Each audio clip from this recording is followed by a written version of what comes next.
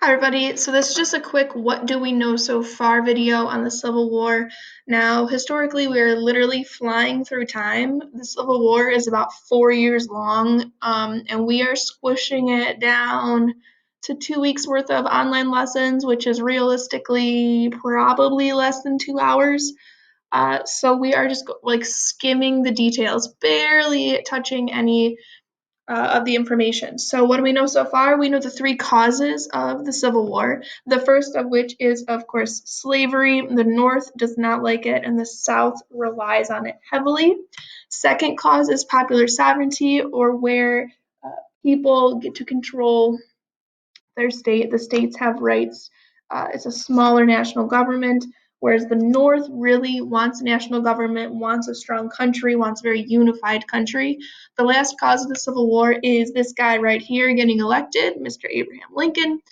The North is happy because he does not support slavery. He's somewhat of an abolitionist, and the South is very upset by his election. They're so upset, in fact, that they literally leave the country. They secede or break free from the country. They create their own country called the Confederacy, Confederate States of America. We know so far that the first battle is Fort Sumter. This is where there are Northern military men on a base located in the South.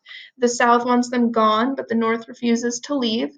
The South then goes and bombs the fort, bombs the supply ships trying to bring in food and weapons to the North. And for 34 hours, the South bombs the North. There are no casualties. The North ends up um, retreating or surrendering to the South in that battle, so the South wins. We know about the Battle of Antietam. This is the deadliest day in American history.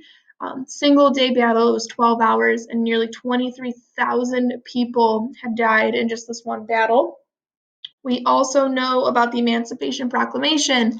This is where Mr. Abe Lincoln, as president, he eliminates or gets rid of slavery in all of the states. He has outlawed it, so now slaves are free. That's what we know so far. In the next couple videos, we'll hear. Oh, I forgot. This is what I want to show you. I lost it.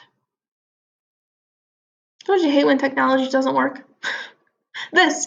So, as I said, we're flying through history. We know that in the Battle of Fort Sumter, the Confederates or the South had won. But then we skipped quite a few battles all the way down to Antietam when the North had won. So we saw that the Confederacy won the first two battles, you can see here. But then the North starts winning. They win Fort Henry. They win Shiloh. They win Antietam.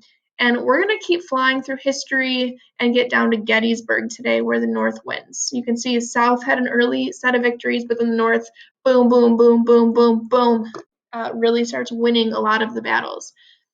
The battles here are both in the North and in the South. So if you're thinking of whose territory, whose farm is getting destroyed, whose factories, whose houses are getting destroyed, it's on both sides, North and South. And yeah, that's where we're going to go for this video. The next video will pick up on Battle of Gettysburg. I will see you there. Bye.